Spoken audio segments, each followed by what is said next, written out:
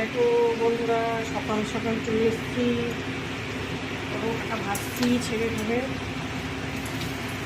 আমি বাবা এইসব পরোটা তেলের জিনিস এত পছন্দ করি না। এদিকে দেখো আজকে শনিবার তো মটরের ডাল আমার সিদ্ধ করা হয়ে গেছে, রেখে দেখেছি। সবজি সব কাটা হয়ে গেছে। দেখো পটলের ডাল উচ্ছে দিয়ে করবো। এখানে আছে পটল আছে, আর ভাজবো তোমার ওই যে কী বলে কাঁকরোল, সব লবণ হলুদ মাখিয়ে রেখেছি, আলু পটলের। আর এদিকে ছেলের জন্য আলু ভাজা করবো, আর এদিকে পরোটাটা ভাজছি। দেখো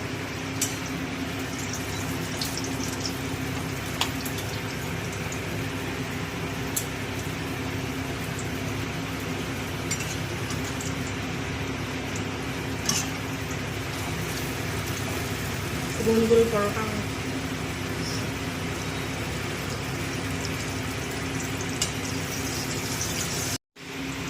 এই যে দেখো মুচমুচে আলু ভাজা কমপ্লিট। এই দেখো ডালটা ওদিকে বসিয়ে দিয়েছি, উচ্ছে বাড়ছি, উচ্ছেটা ডালে দিয়ে দেবো।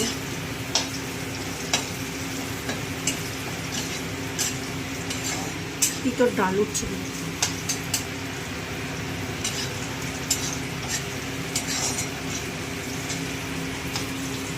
উচ্ছেটা একটু ভালো করে ভেজে নিলে পরে ডালটা টেস্ট হয় ভালো।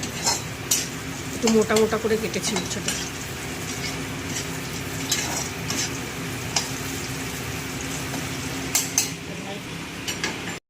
দেখো আলুটাও ভাজা হয়ে গেল। ভেবেছিলাম পনির দেবো না, কিন্তু এই যে ছেলে ভালো খায়, আবার পনির আনালাম। দেখো পটল আলু পটলের মধ্যে পনির দিলে টেস্ট ভালো লাগে। পনিরটাও ভেজে নেবো রস।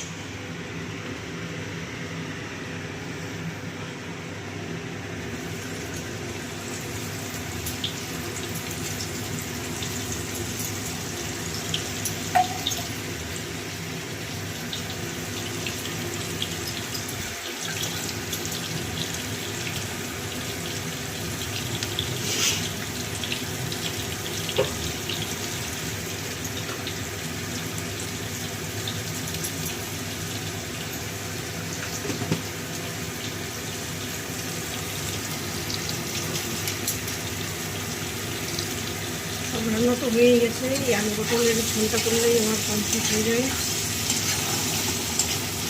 পনিরের কোনো পরিকল্পনা প্ল্যান ছিল না, আবার বললাম নিয়ে ছেলে নিয়ে আসলো, ছেলের জন্য নিয়ে এসছি। ও ভালো খায়, অনেকদিন রান্না করি না পনির, ও খায় না। দেখো বন্ধুরা, মশলাটাও কষানো হয়ে গেল, রান্নাবান্না ভালো কমপ্লিটের মধ্যে। এই আলু পটলটা করলেই হয়ে যায়। পনিরটাও তখন ভিজে রেখেছি। রান্না সমস্ত কমপ্লিট, কাজকর্ম কমপ্লিট, বাসন মাজা কমপ্লিট। আর তো গ্যাসটা মোছা বাকি আছে, গ্যাস উঠলেই হয়ে যায়। সবাই ভালো থেকো, টাটা। আজকের ব্লগটা এখানে শেষ করছি।